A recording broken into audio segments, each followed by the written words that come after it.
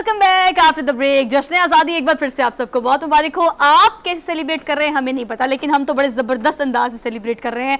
हर एक ब्रेक में guest change हो रहे हैं और जो चेंज हो रहे हैं वो ज़बरदस्त चेंज हो रहे हैं। तस्वीरों के बारे में कहा जाता है कि तस्वीरें खींचनी चाहिए क्योंकि आईना आपको माजी नहीं दिखाता।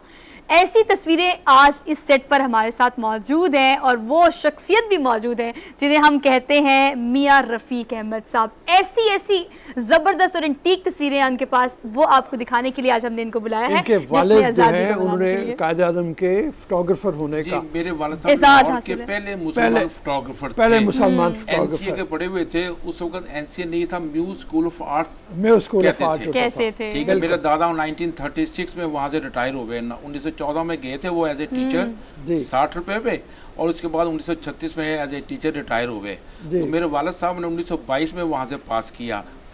तो वो ब्रिटिश फोटोग्राफर थे, एक वो आए फोटोग्राफी पढ़ाने के लिए। अच्छा। तो उन्होंने बताया कि फोटोग्राफी क्या है, कैसे तस्वीरें उतारी जाती हैं। तो उन्होंने पिन होल कैमरा बताया।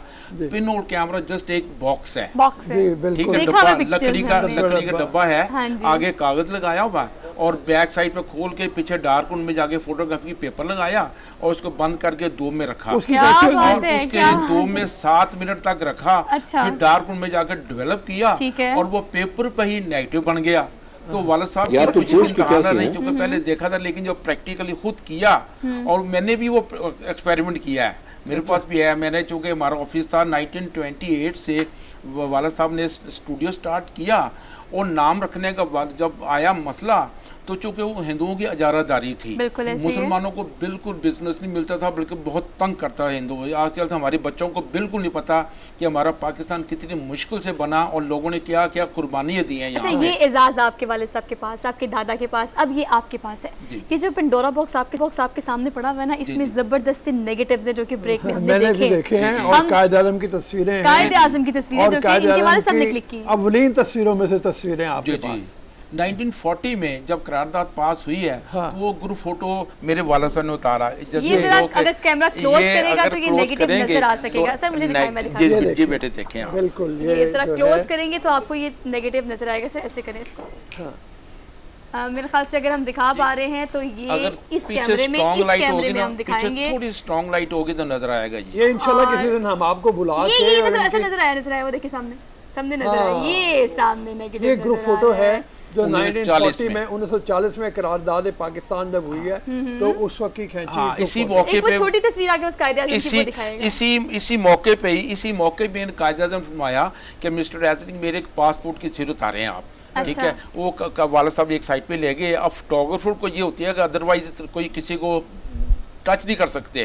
ठीक है, वालिद साहब ने उनका सलाह सेट किया। वालिद साहब ने और कायद आज़म ने कहा कि मिस्टर एज़िंग मुझे भी फोटोग्राफी का शौक है, मेरे पास कोडक ब्राउनी कैमरा जो 1900 में कोडक ने बनाया था, वो मेरे वालिद साहब कहने लगे कि मेरे पास भी वो कैमरा है।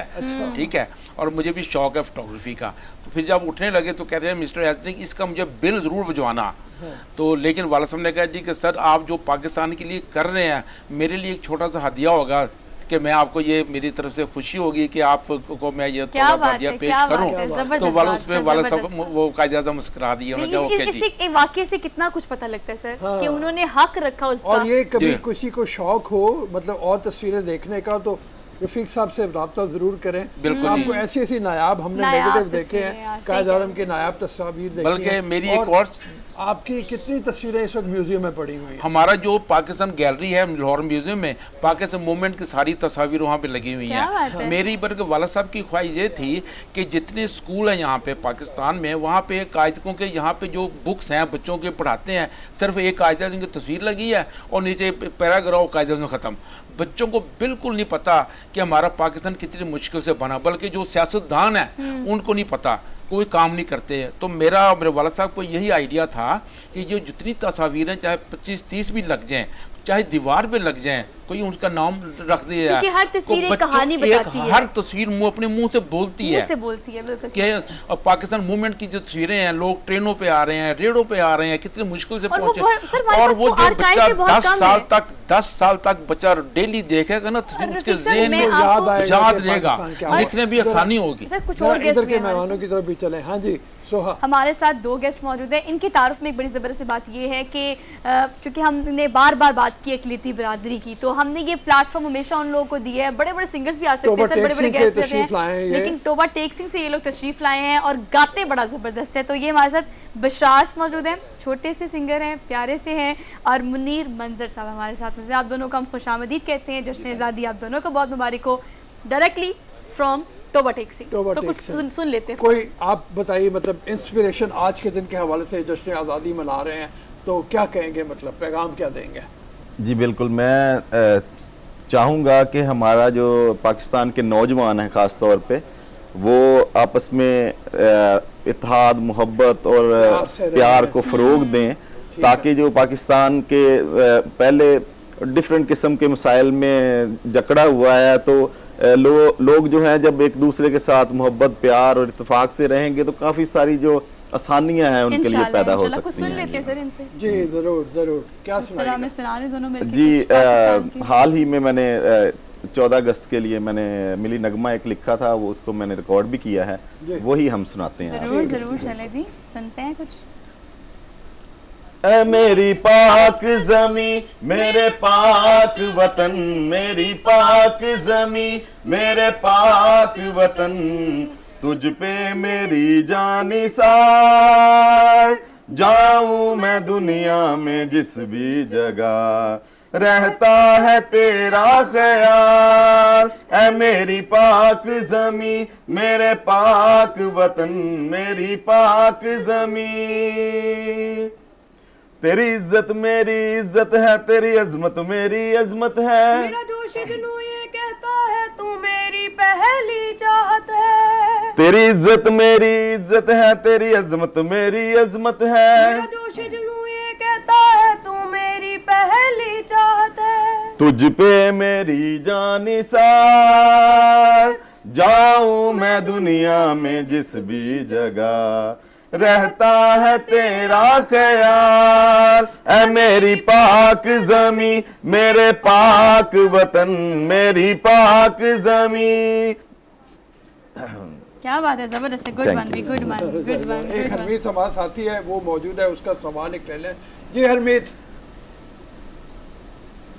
जी रोज़ साहब बहुत अच्छा ये इन्होंने गाया, और ख़ासकर इस बच्चे को भी जितना भी अप्रिशिएट करें कम है।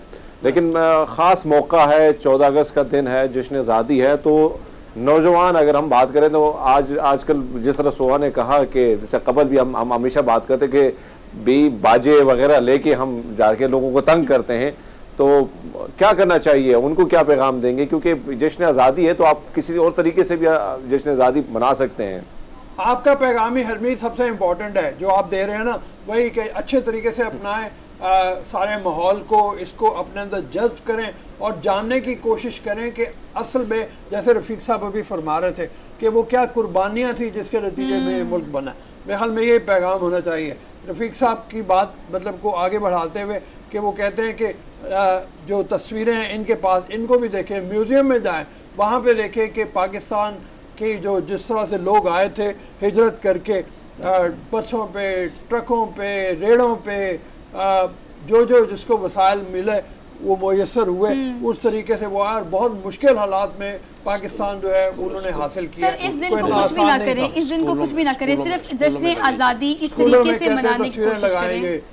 सर मैं कहती हूँ इस दिन को कुछ भी ना करें, आम आवाम जो पब्लिक हमें इस वक्त देख रही है स्क्रीन पर, इस दिन कुछ भी ना करें, थोड़ी सी हिस्ट्री निकाल कर देख लें कि पाकिस्तान हमें मिला कैसे। बस ठीक है, सही है। हमें चलना है, एक ब्रेक की तरफ जाना है, और ब्रेक के बाद अब आएंगे दोबारा, हम अपने सेगमेंट का आगाज करेंगे नए गेस्ट के साथ, और नए गेस्ट के साथ हम होंगे। अभी जा दीजिए ब्रेक के लिए, वापसी पे मिलते हैं आपसे।